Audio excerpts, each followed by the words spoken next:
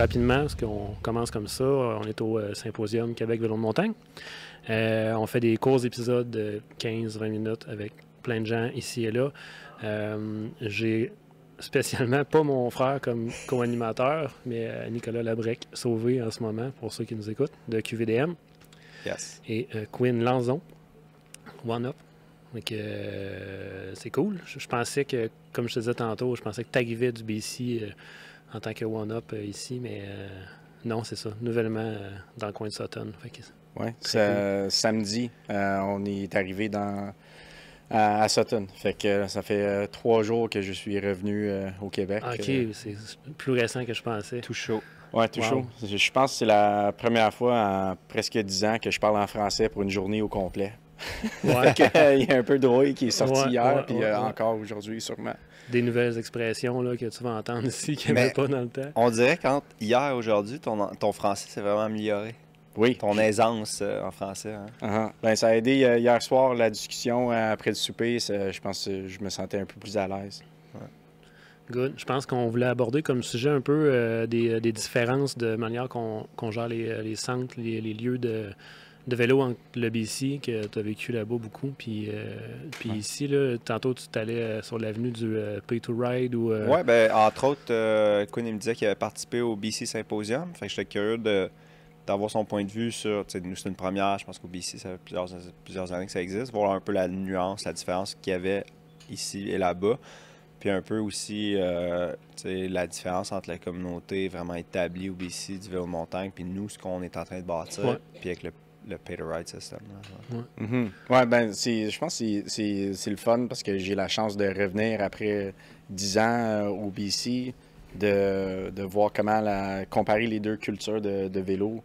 Le symposium, c'est un bon exemple, un petit microcosme de les participants autant aux trails, dans les marques, les détaillants, tout ça.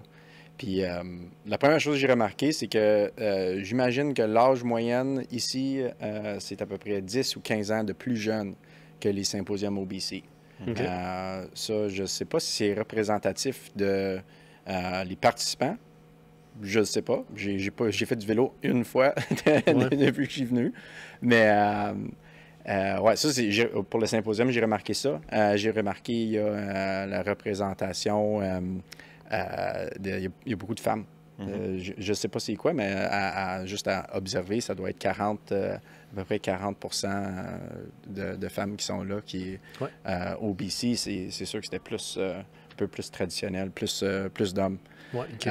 Et en ça, juste le fait que c'est plus jeune, le fait que c'est moins juste des hommes, il y a une énergie vraiment, vraiment le fun. Ça semble juste une bonne vivacité autour de ça. Probablement, je sais pas si j'ai l'impression que le vélo ici a comme un côté d'accessibilité, en tout cas qui est peut-être plus grand de ce qu'on a au BC. Je sais pas si c'est par le fait des centres organisés qui ciblent beaucoup cette clientèle-là, puis l'apport des groupes féminins qu'on a dans le coin aussi. Là. Fait que je pense qu'il n'y a pas nécessairement ça au BC, justement. Là. Ouais. Et ça, c'est sûr qu'au BC, il y a des grosses groupes de riders féminins, surtout comme à Squamish, tu vas aller rouler, puis tu vois tellement de femmes en vélo. À Pemberton aussi, ils ont eux autres, je crois que c'est les mardis soirs qui font leur sortie de ride pour les femmes, puis il y a des centaines qui sortent pour ça. Mais juste côté des gens qui sont impliqués dans l'industrie du vélo, ça, j'ai remarqué qu'il y a plus de femmes, c'est le fun de voir. Okay. Et là la différence que tu parlais, en fait. Okay. Oui, exact. Okay. Puis, ce que Nicolas a dit sur la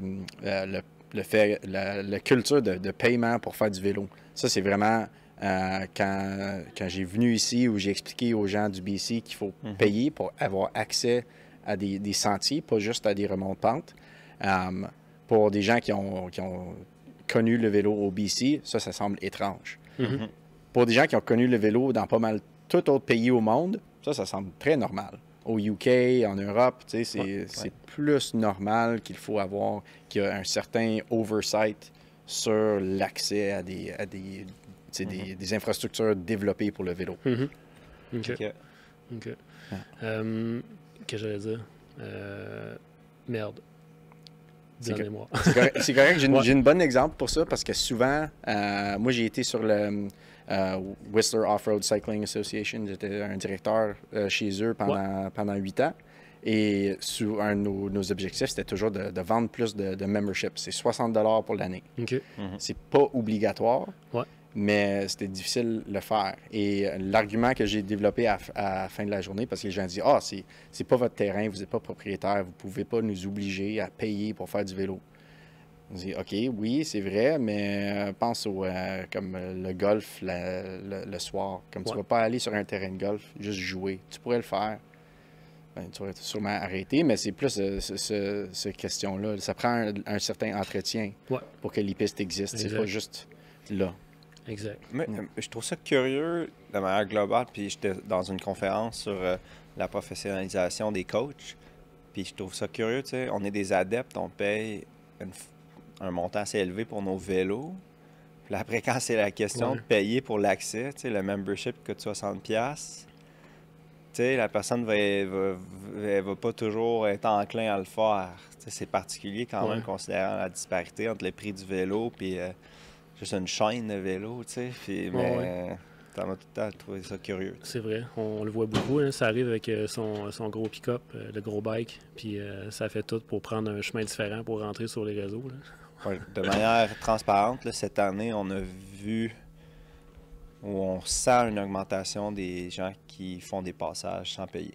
Là, on est en train de développer des stratégies d'éducation, là, des vidéos pour expliquer la pertinence de payer son accès. Puis on est en train d'élaborer des stratégies plus punitives là, qu'on ne veut pas utiliser nécessairement, mais parce qu'on observe une augmentation des gens il va toujours en avoir. Là, il y a un 10% de gens qui n'ont jamais payé puis qui ne paieront jamais. Mais là, on voit qu'il y a comme un certain groupe de gens qui avant payaient, mais que là, par la facilité, malgré qu'il y a des accès, les accès sont contrôlés, il y a quand même des moyens de bifurquer puis pas payer. Fait que là, on est en train d'essayer de voir comment on peut rééduquer les gens sur la pertinence de payer leur accès. Là. Et ça, c'est-tu la délinquance des gens? C'est-tu uniforme, à peu près 10% partout? Ou il y a des places que c'est plus uniforme, que les gens ils sont contents de payer, la communauté sont bien éduqués, ils comprennent la valeur de ce qu'ils font? Ben, tu sais, je vais juste parler globalement de Québec-Ville-Montagne pour pas pointer des... Tu sais, c'est sûr, il y a des secteurs que, historiquement, il y a plus de gens qui payent pas. Ouais. Mais là, globalement, on ressent une augmentation qui demeure marginale. Là, puis on veut juste le contrôler avant que ça devienne trop gros, mais une augmentation des gens qui trouvent des moyens de pas payer. Puis ça, c'est dans...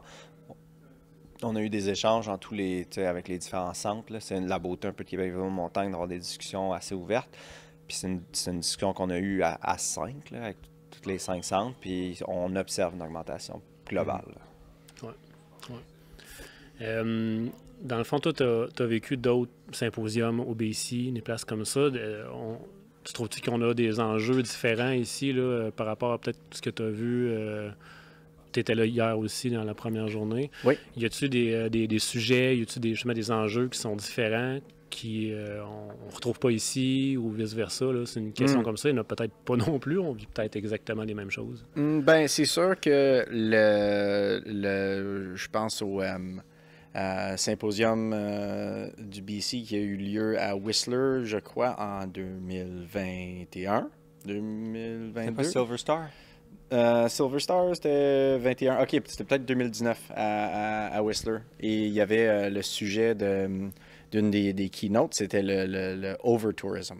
Vraiment le problème de gestion de trop de gens. OK. C'est comment qu'on fait pour contrôler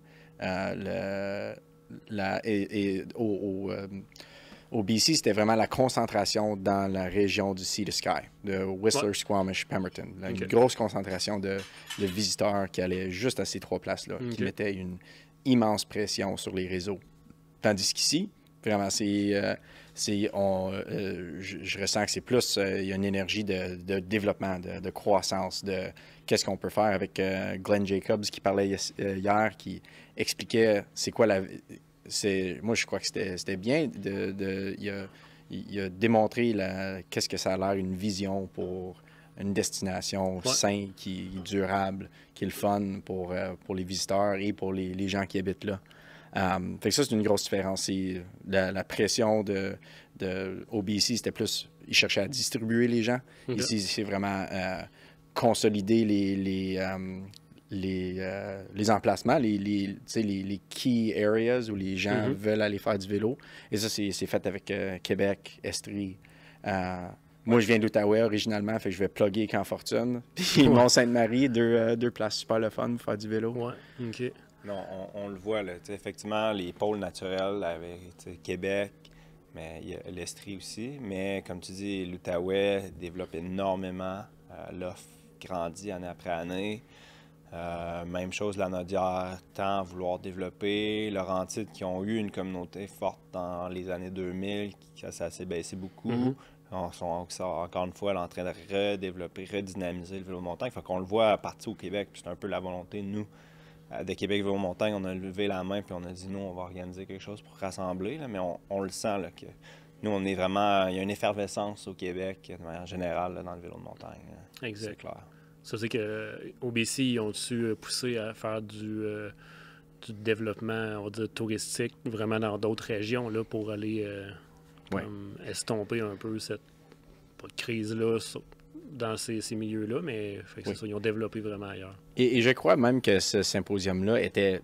Le mot tourisme était dans le titre. Je pense que c'était le symposium de tourisme de vélo de montagne. Et il y a l'organisation qui a comme objectif de promouvoir et, dans ce cas-là, de gérer et d'encourager les gens d'explorer d'autres places. C'est créer des itinéraires qui incluaient d'autres régions que juste concentrer tout le monde à Vancouver où ils atterrissent. OK. Yeah. Ah, c'est intéressant, c'est cool. Tes impressions sur le symposium? C'est le fun. Je regarde Nicolas en même temps. Son organisation. Non, ben pour moi, surtout, ça fait 3 jours que je suis là, puis j'ai la chance de vraiment comme me parachuter au centre de l'action du Québec en vélo de montagne. Ouais, c'est vraiment, pour moi, c'est parfait. Moi, je suis motivé. Là. C'est le fun d'être ici. Une bonne discussion hier avec Nicolas du Centre national à Bromont, Frank Kirchner d'ici et Serge de Velo Solutions. Et on parlait de comment créer un système de support pour les athlètes et pour les participants en enduro et en descente. Et ça, c'est quelque chose qui est vraiment proche de mon cœur. On a créé un événement de descente à Squamish, One Up et Sorka ensemble. Et ce genre de partenariat entre une marque qui est motivée pour supporter le sport et des associations locales qui sont vraiment, ils ont accès aux bénévoles. Tu peux pas rien faire dans le vélo de montagne sans des bénévoles. Non, en effet. Sérieux, là, comme il n'y a rien qui se passe dans notre sport sans beaucoup de bénévolat. C'est vrai. Et ça, ça prend une communauté qui comprend ce qui se passe et des gens qui sont là pour organiser et apporter les gens ensemble. Ouais, OK. Sweet. Je sais pas si tu avais des questions de... Ouais, moi, j'étais curieux. On a abordé un peu le sujet sur l'industrie. Les nuances que tu voyais chez One Up sur la côte ouest, sur l'OBC, puis sur le marché québécois. Si tu veux élaborer là-dessus. Oui, on a accès à, je ne vais pas aller trop précisément là-dedans, mais on a accès à des données pour voir la distribution des ventes des compagnies de vélos complets. Eux, c'est beaucoup plus proche de 50-50, les ventes au Québec comparé au BC. Il y a beaucoup plus de population. Et ça, c'est spécifiquement vélo de montagne. Il y a beaucoup plus de population au Québec. Il y a beaucoup de visitations au BC. Fait que tu as toujours l'impression qu'il y a beaucoup plus de gens qui font du vélo, mais il y en a beaucoup qui c'est des touristes. L'industrie touristique au BC, c'est une des plus grosses machines économiques au monde. C'est incroyable. Là. C'est vraiment... Et c'est tellement développé aussi. Fait que nous, on a regardé, c'est pas difficile de voir, OK, qu'est-ce qu'on vend au BC, qu'est-ce qu'on vend au Québec. Et il y avait une grosse différence. C'était pas 50-50. OK. Moi, étant québécois, et aussi Jasmine, qui s'occupe de nos dealers au Québec, on est vraiment... on est motivé pour non seulement vendre plus de composants, mais aussi de supporter l'industrie ici, de s'impliquer dans les communautés et de promouvoir le vélo de montagne. On a connu notre succès parce qu'on a fait ça au BC, à Squamish, dans notre communauté. Et c'est une chose qui est difficile de répliquer où tu n'habites pas. Moi, j'ai la chance d'habiter ici maintenant. Comme moi, mon petit objectif, c'est de déplacer le centre économique du vélo de montagne un peu plus vers l'est. C'est bon, ça, j'aime ça. OK. Puis pour le fun, ton rôle chez OneUp, c'est? Moi, je suis le directeur marketing chez OneUp. OK, c'est bon. Excellent. Yeah. Puis, de ce que j'ai compris, je pense que vous allez lancer un site web. Vous allez avoir le site web en français prochainement. Oui, site web en français pour le Québec lundi. Oh! Yeah, ça s'en vient. Lundi, le 8 septembre. Le 8 septembre, c'est ça. parce que Oui. je sais pas quand est-ce que ça va être. Ouais, j'avoue, c'est surtout lundi. Ouais, lundi, ça va sortir après mes vacances. OK, probablement.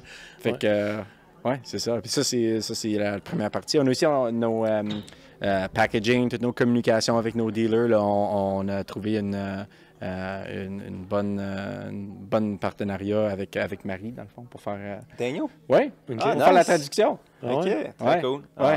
Elle est partout. Marie, qui était la chef d'orchestre pour la programmation là, du symposium, en fait. Ouais. Vraiment un job Méchant bel incroyable. job. Ouais, Ouais. vraiment. Très Ouais. content. Shout out Marie. Shout out Ouais. Marie. Excellent. Écoute, si on a des choses à rajouter, on le fait. Sinon, on a un bon petit 20 minutes ensemble. Puis, de toute façon, on dit souvent, mais si tu reviens dans le coin, puis en général, on faisait des épisodes de 1 heure, 1 heure et demie. OK. Fait que quand tu reviens dans le coin, tu viens rouler dans le coin ici, on peut refaire une séance complète. J'aimerais ça. J'ai jamais roulé en Pire 47. Ouais, on va Fait se faire que, un tour guidé. Faire un tour guidé, T'as puis deux bons guides. on peut jaser encore. Ouais, excellent. Bon, ben, merci. OK, merci Nicolas. beaucoup. Thank you. Thank you. Thank you. Thank you.